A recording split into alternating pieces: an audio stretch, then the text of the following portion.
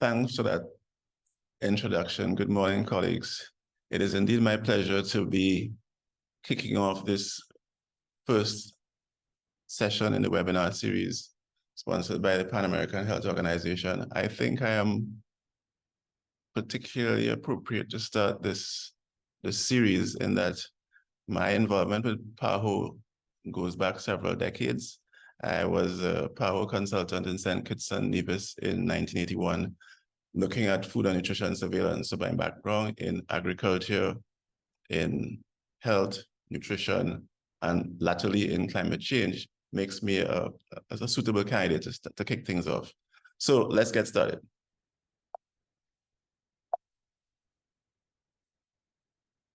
Now, I've given myself some objectives for this session: to explain climate change in 6 easy steps, to review climate change impacts, to link these impacts with physical well-being and mental health, to introduce the syndemic implications of the climate crisis. Oh, that sounds rather fancy, but here goes. So what's the reality of the climate change? Now, weather is really the state or condition of the atmosphere at a particular time and place. And this is a very important distinction that we need to make. Because when we talk about weather, weather is what you get, what you have at a particular point in time, is the state or condition of the atmosphere at a particular time and in a particular place. Climate, however, is a measure of the average pattern of variations of these variables, such as rainfall and temperature, over a period of time for a particular region. So there's a time difference. Weather is popularly said that weather is what you get, climate is what you expect, in the sense that a particular climate gives you an idea of what you expect over a long period of time, whereas the weather is the actual conditions that you're experiencing at the time. Now, we also can distinguish climate variability, and these are variations in climate over a shorter time frame. So as I said, without getting into too many of the specifics, there are there's interannual variability, and then there's decadal variability. In other words, the climate tends to vary over particular time periods. But what we are particularly interested in today is to talk about the ways in which climate has changed that are not due to natural variations or volcanic eruptions. There were some major volcanic eruptions that would have literally cast a shadow over parts of the planet that would have affected climate. But what we are more interested in now is the so-called anthropogenic climate change, the climate change that has been induced or caused or exacerbated by human activity. And that is what I'm going to spend the next couple of slides hopefully talking to you about. So when you are dealing with skeptics, or when you are trying to enlighten people in terms of what all this climate change talk is about, we really can do it in six steps. First, we could talk about temperature, then we could talk about ocean heat content, sea ice and snow cover, sea levels, precipitation, and these extreme events. So let's get started. So at the core of this climate change discussion is this whole business about global warming. And you have to get that concept straight for the rest of it to make sense. So we are saying that there are these gases in the atmosphere that act as a greenhouse. Let me just explain that greenhouse effect a little bit.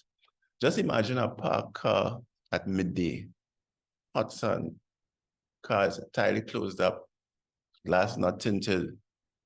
When you go and re-enter that car or try to open that car and enter it, it is going to be considerably hotter than outside. I think we can all agree on that.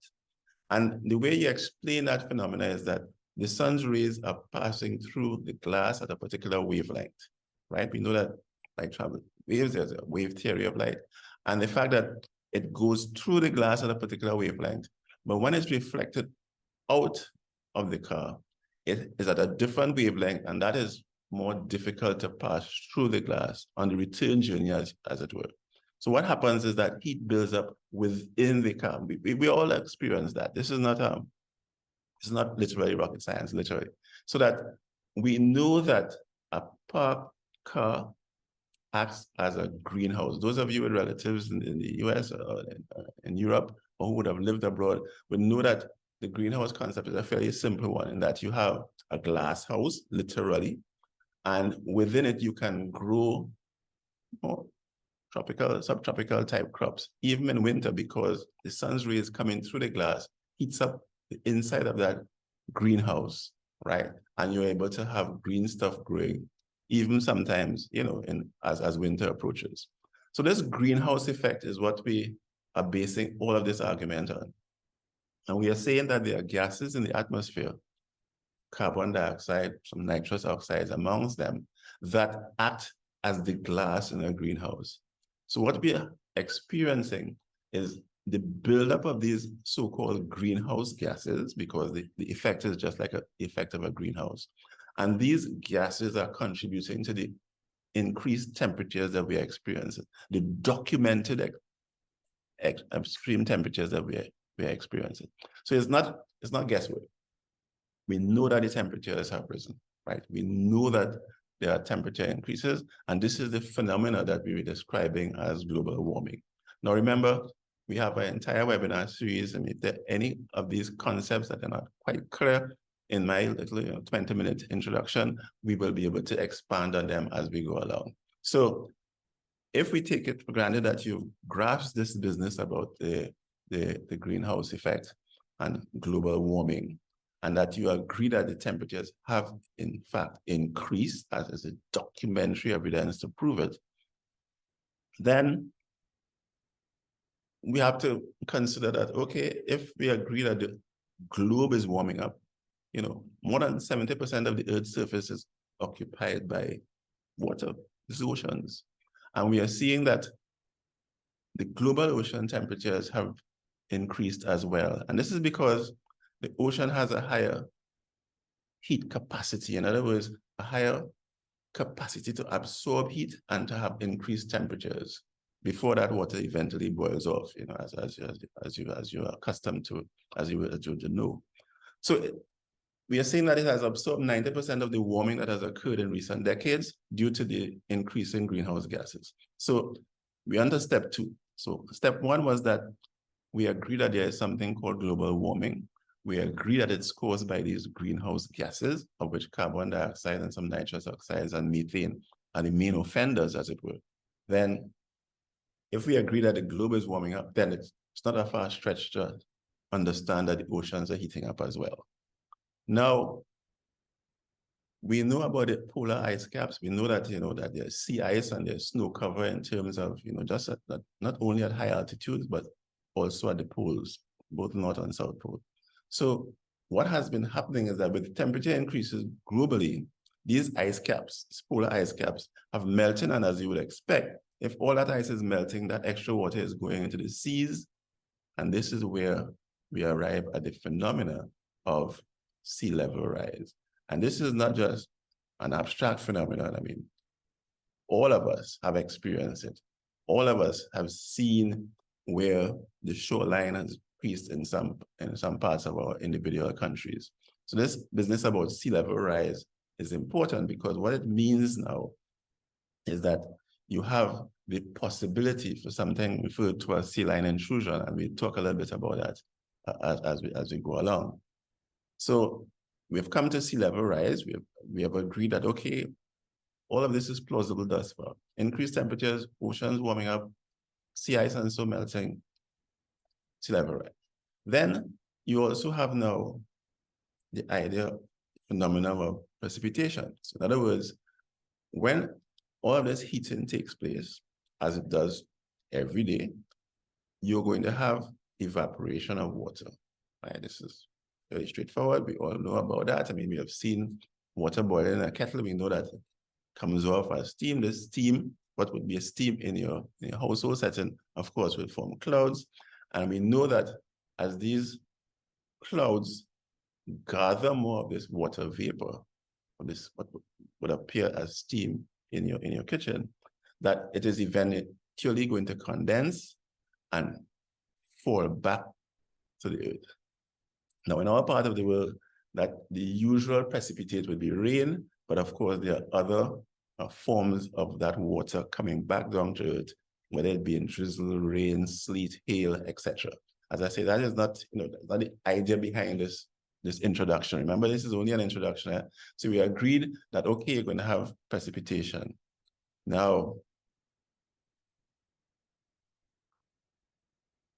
coupled with that precipitation now is the idea of wind pattern changes and the fact that with this increased heating, things are more excitable, if you like, so that not only do you have precipitation, but you now have wind circulation patterns changing, which culminate in what we refer to as the extreme events like hurricanes, etc.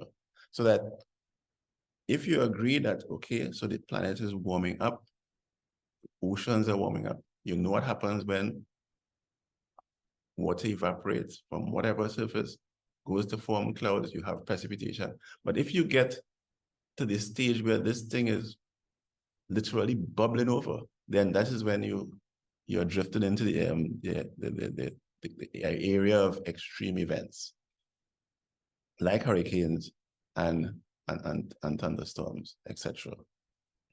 So we have seen quite quickly in 6 rather logical steps how we can get to the point where you have an issue, something called climate change, and which we have gone on to describe as the climate crisis. Now, the purpose of today's introduction, of course, is to introduce the links between climate change and health issues. Now, we know that the definition of health is not just the absence of disease.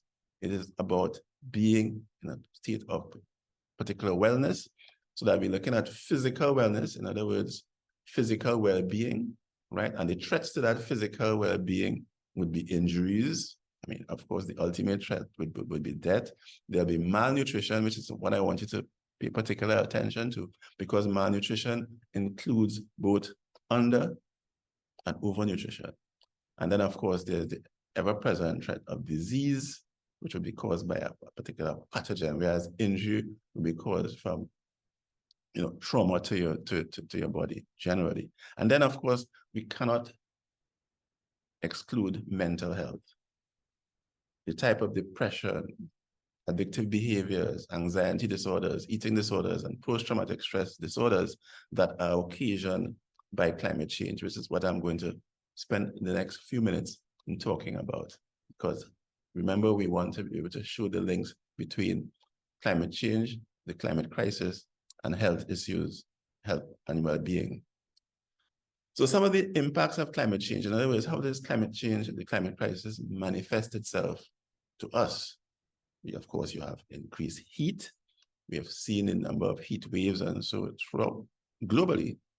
Then there's the impact of that heat tends to cause droughts in certain parts of the world, in certain parts, in certain countries at certain times, so that increased heat literally evaporates all the water away, and you end up with drought conditions. In other words, conditions where you are stressed for water for both your agricultural purposes, your domestic purposes, industrial purposes, etc.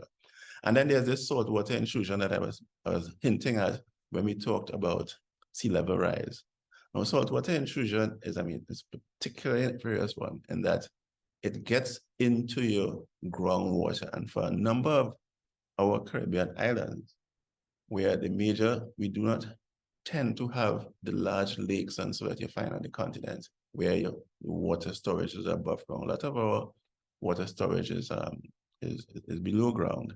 And with saltwater intrusion, what you have now is your fresh water floating on a lens of this salt water that has come in because of sea level rise. So you have this saltwater intrusion. Then, of course, the opposite of the drought conditions, of course, would be the extreme precipitation events, your flooding events. These are not abstract things. We all experience them. Those of us who live in particularly flood-prone countries or areas will know the kind of devastation you can have when flooding occurs. As a consequence of the heat and drought, sometimes you have now conditions that will precipitate that would lead to wildfires. And I'm not just talking about fires that are deliberately set in terms of slash and burn agriculture, etc., or a careless householder. I'm talking about the type of wildfires that can rage when you have literally a tinderbox instead of what your forest or your green areas would have been. So that fires would tend to literally spread like wildfires.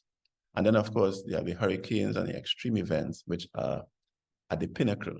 And those of us in the Caribbean would know that, just a couple of days ago, we had to deal with Brent and Candace, sorry.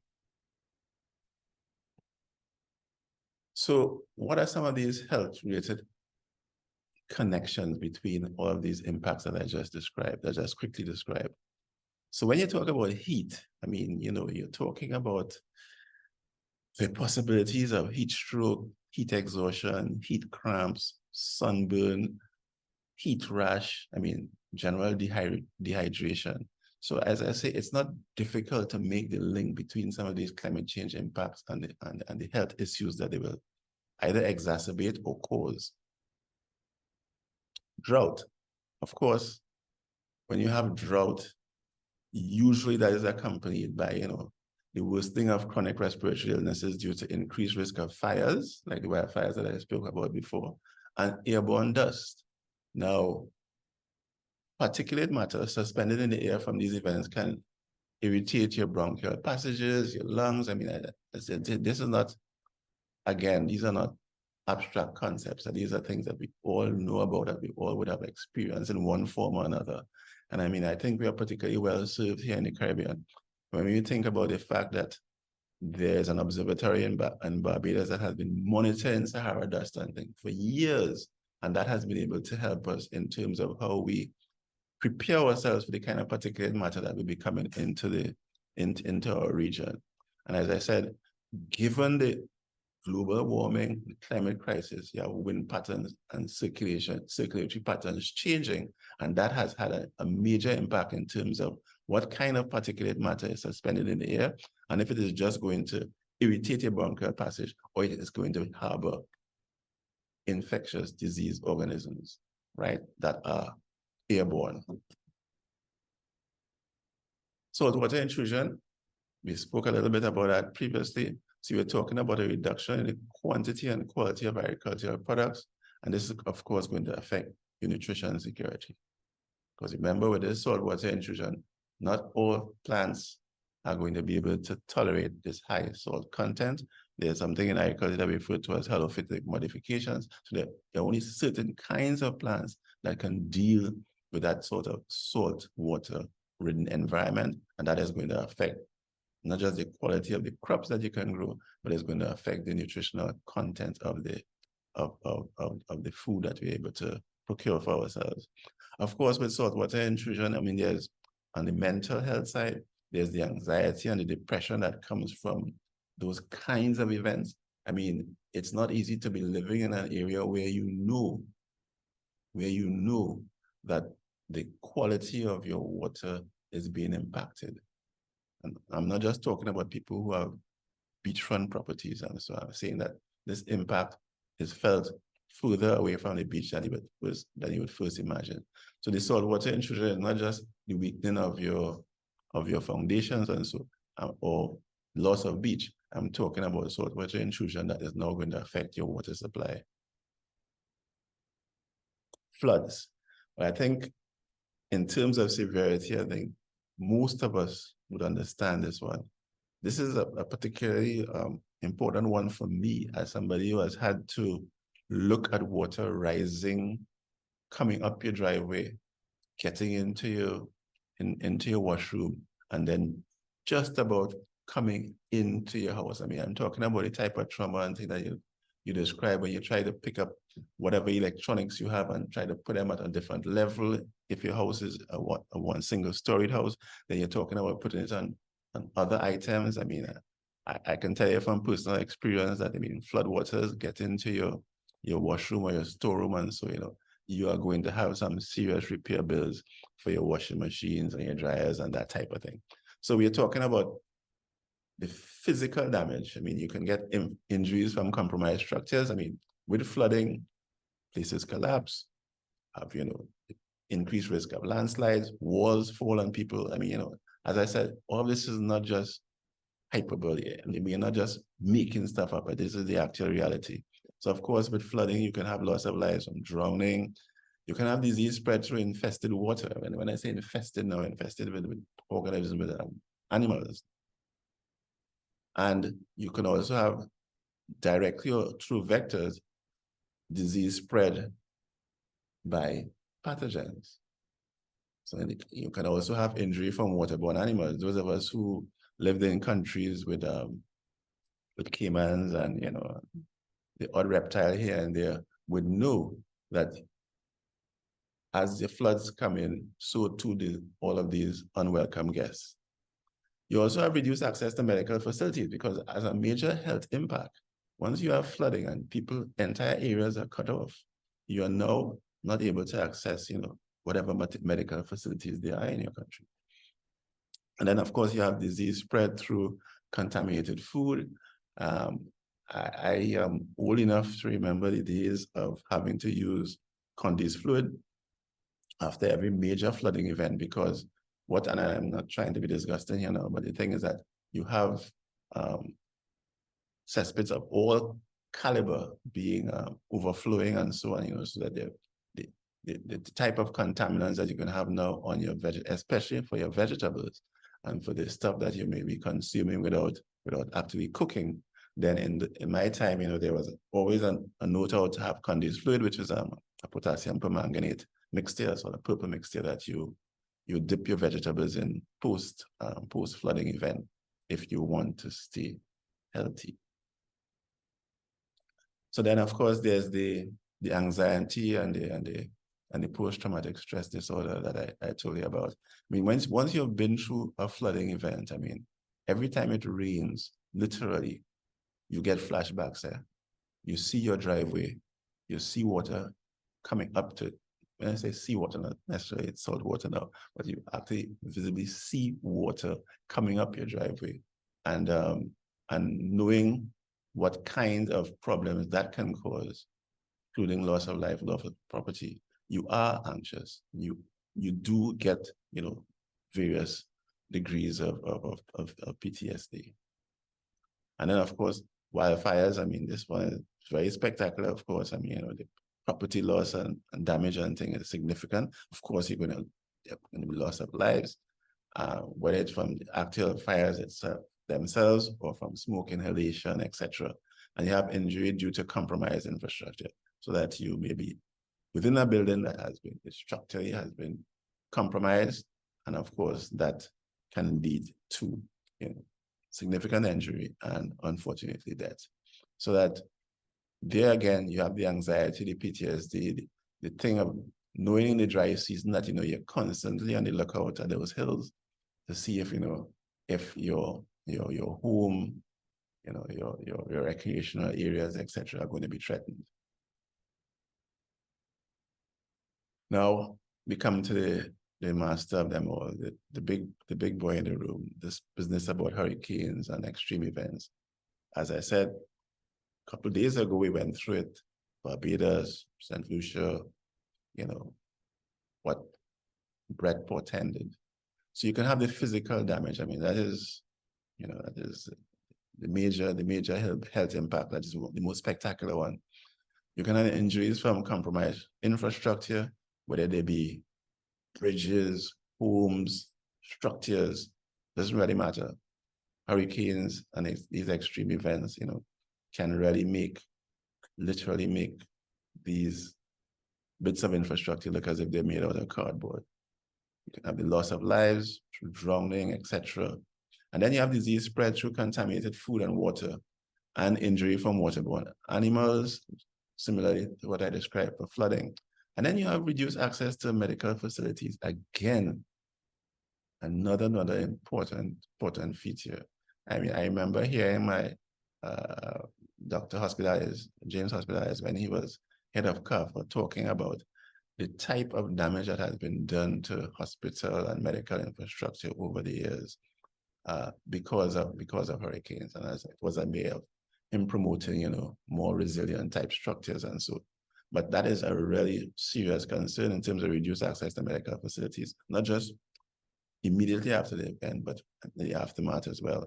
And of course, you have the disease and injury and trauma in the aftermath. And this is the major cause of anxiety and PTSD when they talk about climate change events, because this is not a slow onset event like drought, where nobody puts out a drought alert, right? But people put out flood alerts and they put out hurricane alerts because it is dramatic and it is instantaneous almost.